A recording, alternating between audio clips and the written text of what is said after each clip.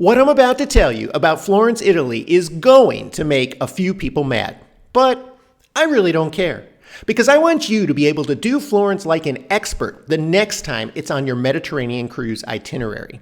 After all, this is one of the more memorable times in your life.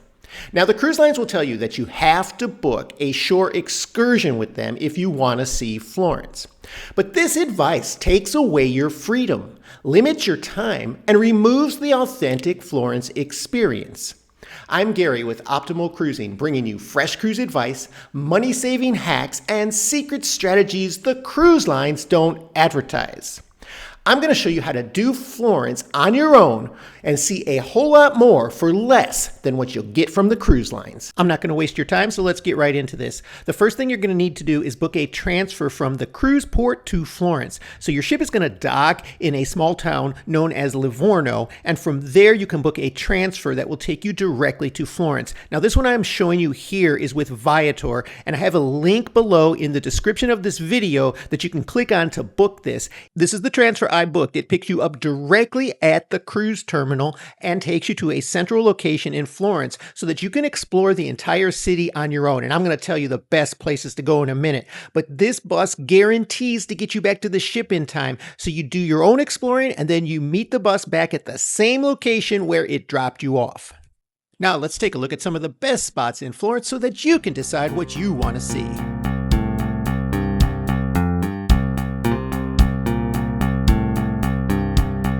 Florence is a very walkable town and very quaint. You will find a lot of people here though in the summer, but if you can hit here in late fall or early spring or anytime in the winter months, you're going to find it a lot easier to get around and sightsee. One of the most popular things to do in Florence is to see the David. The original statue is housed in a museum there. So I'm standing in front of the Galleria dell'Accademia in Florence right now, and this is where the original David statue is housed.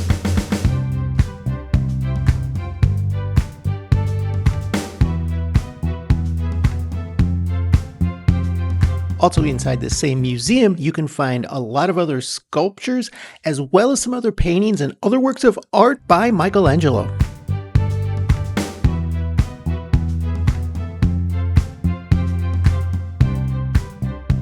We actually booked our tickets online and did this on our own so that we didn't have to go through an excursion company, because I've done those before, and when you book with an excursion company or even through the cruise line, they have a specific route and itinerary for you, and it might just mean seeing the museum or seeing one or two spots and that's it, and they don't give you a lot of time to look around the city.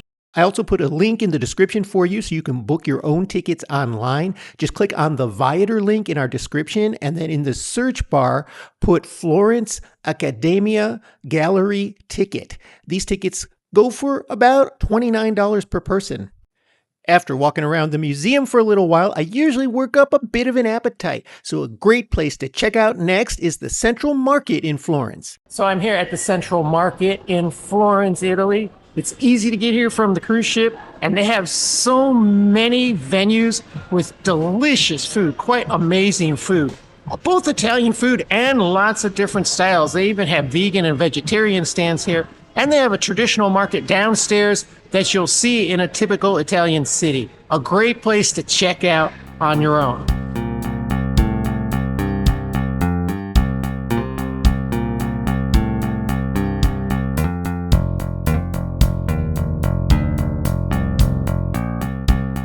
And here we have one of the typical sandwiches you can get only in Florence, the how do you say that? Lampredotto Fiorentina. Lampredotto Fiorentina.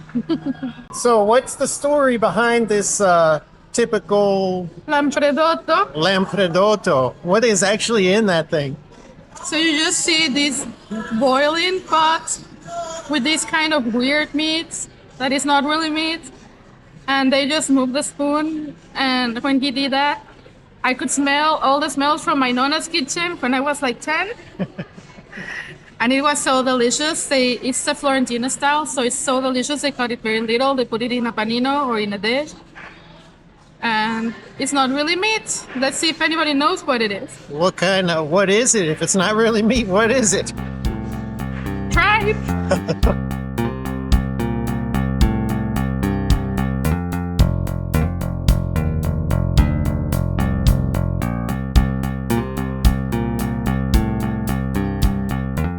to look at a couple other spots that Florence is known for, but if you're thinking of booking a cruise to Florence or booking a cruise anywhere, we do have an up-to-date list of the best cruise deals you can book right now. If you're interested in a copy, just comment deals, comment the word deals, and we'll email it to you.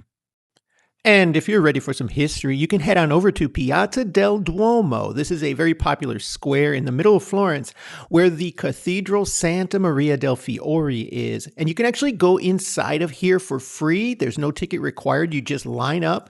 However, the line can take some time because they only let in a limited number of people at a time. But it is a beautiful medieval cathedral with an iconic red dome.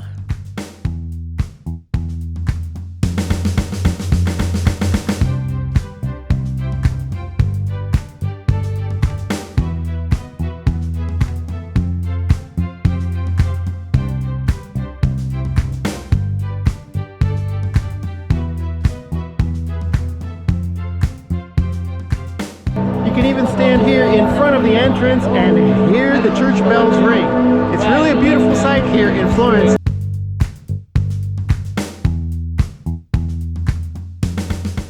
And no visit to Florence would be complete without a stop at Ponte Vecchio. And on your way there, you can pass through the historical center of Florence, Piazza Della Signoria. I'm here at the Piazza Della Signoria. This is a major plaza here in Florence where the Uffizi Museum is. And there's some history here where the Medicis basically started the banking system right here in this mega complex behind me.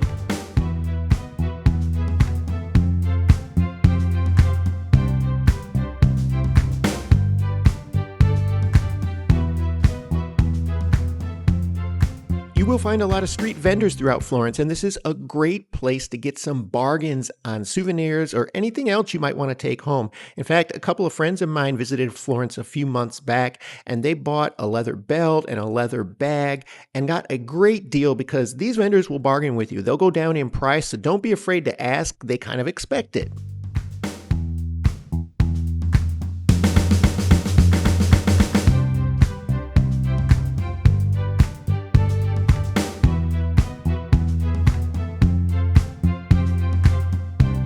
Next, we're going to show you Ponte Vecchio, but first, I would ask that you subscribe to our channel and hit the like button. It does help us grow and bring you continuous cruising content. So here we're at the Arno River in Florence, and in the distance there is Ponte Vecchio, which is the famous bridge crossing this river. It's a pedestrian bridge now. We're going to walk through it, and there's a lot of shops and vendors actually on the bridge.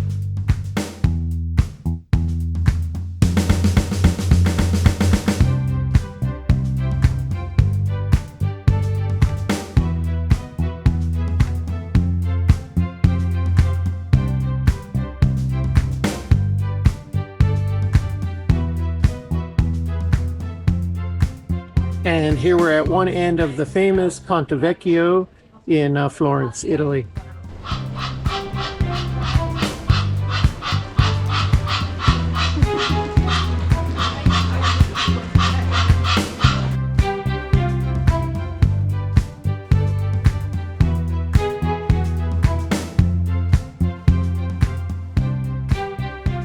So now that you know how to do Florence the right way directly from your cruise ship, there are a lot of cruisers who make big mistakes when cruising the Mediterranean. I'll tell you how to avoid those in this video right here.